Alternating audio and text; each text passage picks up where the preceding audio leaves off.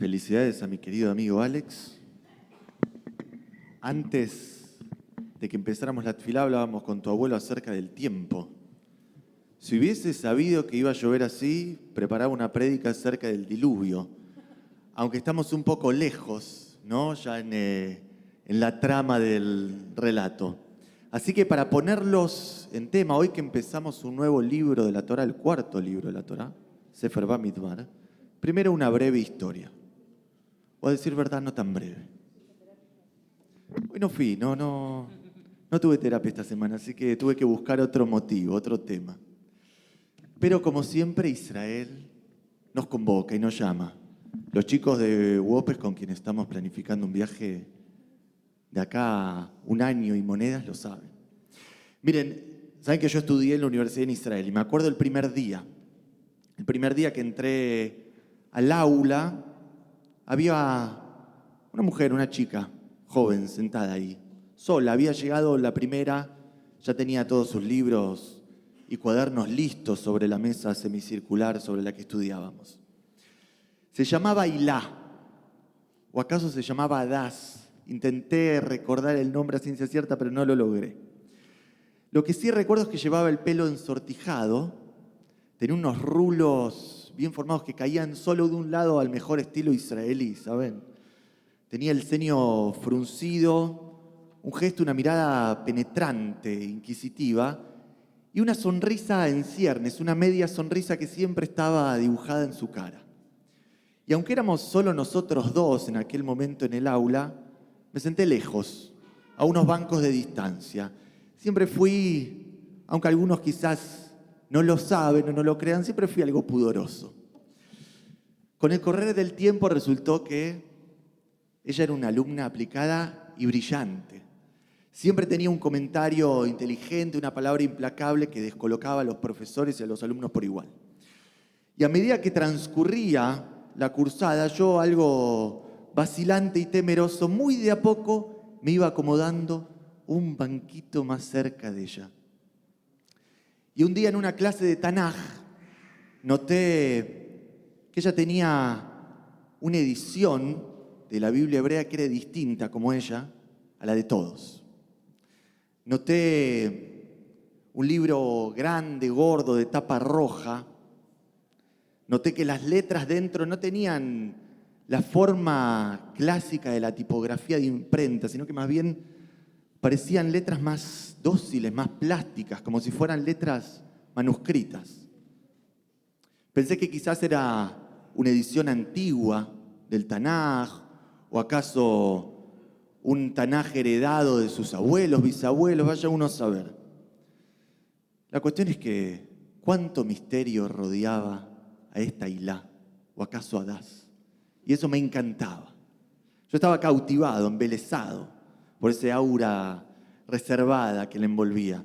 Y pasaron los meses, tuvimos los primeros exámenes, los primeros parciales, los finales. Terminó el primer semestre. Nos saludábamos, claro, cuando nos encontrábamos en clase y alguna vez nos habremos cruzado una mirada en el silencio espeso de la biblioteca, pero nada más. La verdad es que nunca me animé a hablar con ella fuera del aula. Y era mayo, junio, saben que el calendario académico en Israel es distinto.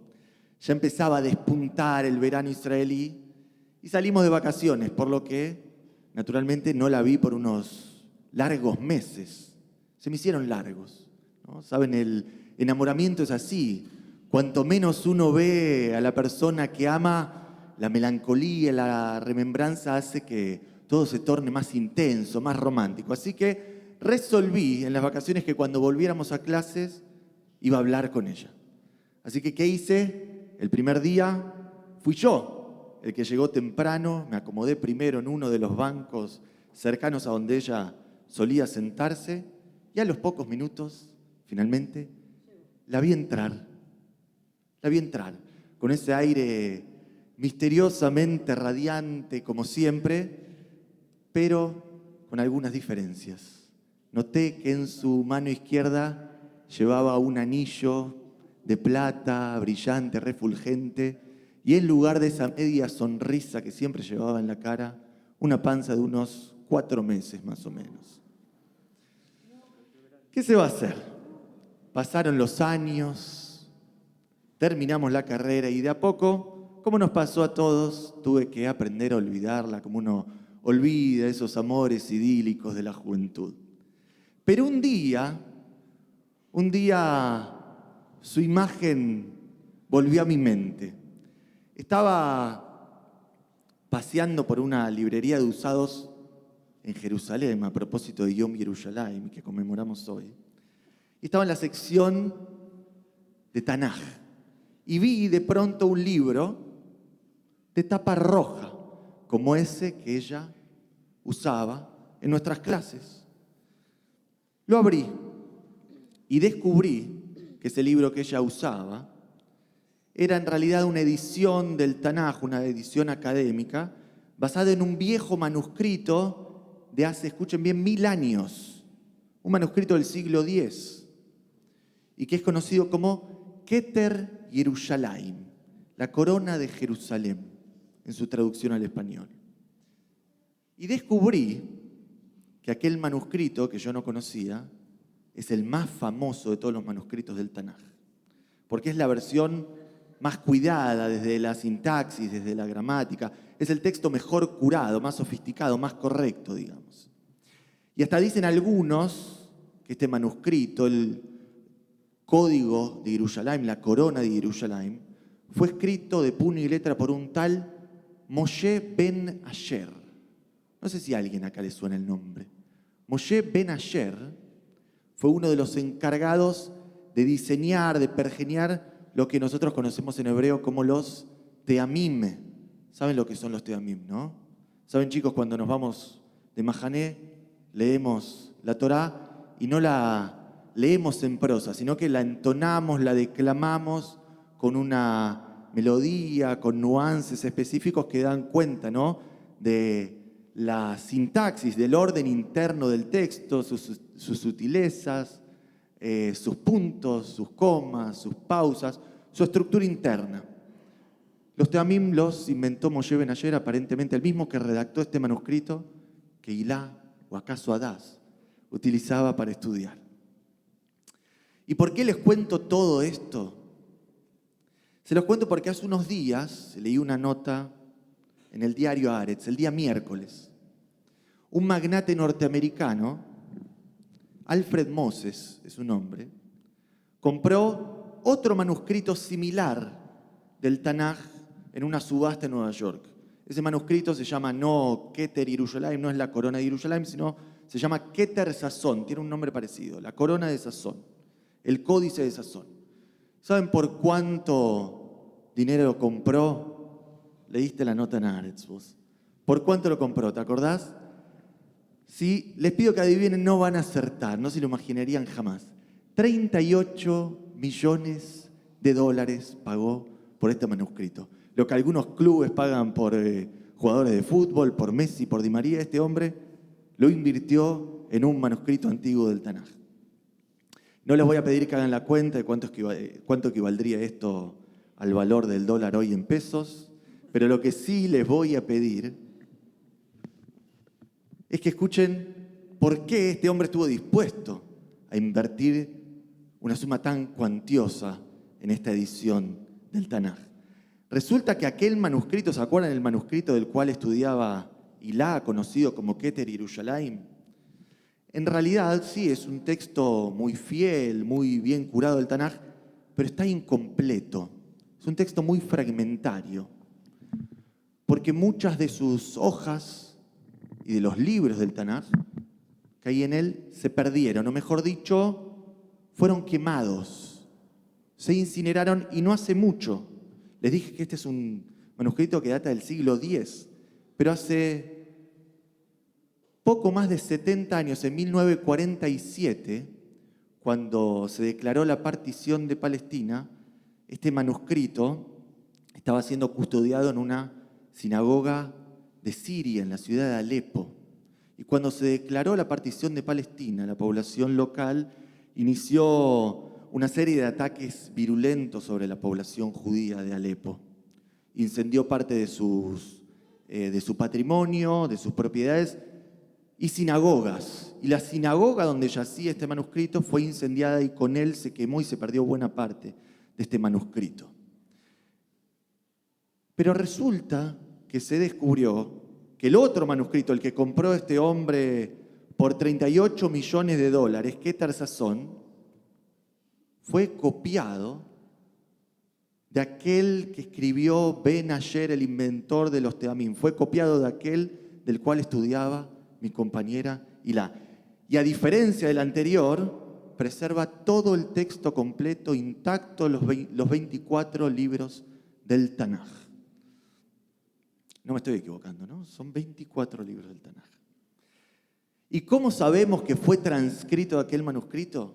Porque justamente antes de que empiece el libro de Bemidbar, que empezamos a leer según el ciclo de lectura anual de la Torá esta semana, antes de que empiece el libro de Bemidbar, el copista, el escriba, insertó allí una nota que dice así en arameo, yo se las voy a traducir al español. Estas son las palabras que escribió una por una, Jada Bejada, ¿quién? El Jajam, el sabio, Moshe Ben Ayer, Moshe, el hijo de Ayer. Ahora, a mí hay algo que me resulta curioso de todo esto. Hay una pregunta, hay un interrogante. Si vos copiás un texto de otro y querés anotar cuál es la fuente original de la que lo estás copiando, ¿dónde lo haces? Al principio. En este caso, antes de Sefer Bereshit. ¿Por qué antes del cuarto libro de la Torá, cuando ya estamos promediando el relato bíblico? Y yo creo que es porque hay algo particular en el libro de Bemidbar que marca un quiebre total con todo lo anterior, que viene a decirnos que esto es una copia de todo lo que venimos recorriendo, pero hay ciertas particularidades, hay ciertas singularidades que van a aparecer en el libro de Bemidbar. Porque sus crónicas, si se ponen a pensar, si recuerdan el relato, hacen un recuento exhaustivo de las vicisitudes, de las circunstancias que signan la vida de lo que conocemos como la generación del desierto, ¿no? ¿Saben? Los hebreos que salieron junto con Moshe de Egipto tras siglos de esclavitud. Pero, ¿qué pasa hacia el final del libro? Hacia el final del libro se va anunciando, augurando ya el ocaso de esa población, ¿no? Y va naciendo una nueva generación de israelitas, habituados ya a la vida en libertad, que no conocieron el sometimiento ni la opresión en Egipto, y que van floreciendo como ese retoño que iba floreciendo en la panza de Hilá, y que van ocupando el lugar que otros dejan vacante. Y son justamente ellos, estos hombres y mujeres libres, esa generación que no conoció la esclavitud y que, vale aclarar, tampoco fue partícipe directa de la revelación en el Sinai, de la entrega de los 10 mandamientos, porque todavía no había nacido esa generación. Pero son justamente estos hombres y mujeres que no son partícipes directos de la revelación, quienes están dispuestos a llevar a cabo la tarea que sus antepasados dejaron trunca. ¿Y cuál es esa tarea? Entrar y conquistar la tierra prometida. En menos de una semana, el próximo jueves en la noche, vamos a estar celebrando, como lo hacemos todos los años, la festividad de Shavuot, que conmemora, entre otras cosas, la entrega de la Torá vertida en las letras de la tradición, de sus preceptos y de sus mandamientos.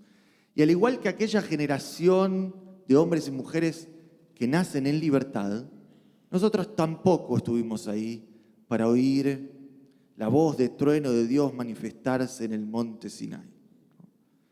Pero, al igual que ellos, quizás podemos encontrar una huella, un rastro de la revelación divina en el mundo.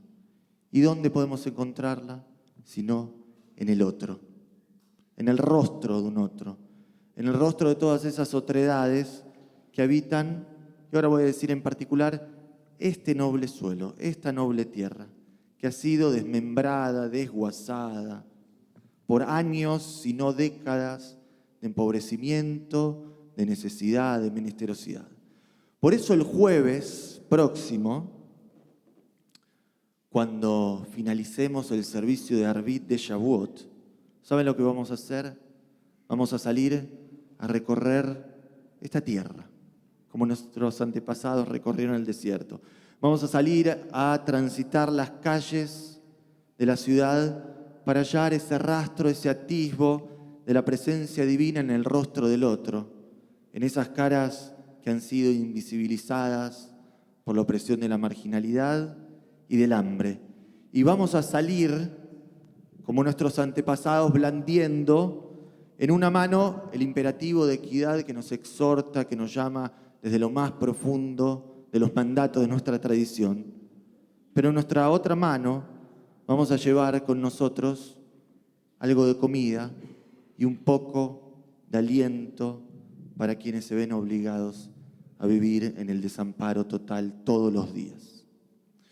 Y como nuestros antepasados, pero ahora no hablo de los antepasados atávicos, nuestros patriarcas, nuestras matriarcas, como nuestros antepasados recientes, nuestros padres, nuestras madres, nuestros abuelos, abuelas, nuestros bisabuelos que llegaron a este país y que vislumbraron aquí una tierra prometida, nosotros vamos a salir como ellos, porque creemos firmemente que con actos de justicia y equidad es posible hacer de este país tan golpeado hoy, de nuevo, una tierra de promesas y una tierra de esperanzas. Por eso, si no tenés planes para el próximo fin de semana largo, o si los tenés ya, hacete un tiempo y vení a acompañarnos el jueves a la noche para sembrar un poco de justicia en este país que tanto lo necesita. Shabbat Shalom. Nos vamos a poner de pie, por favor.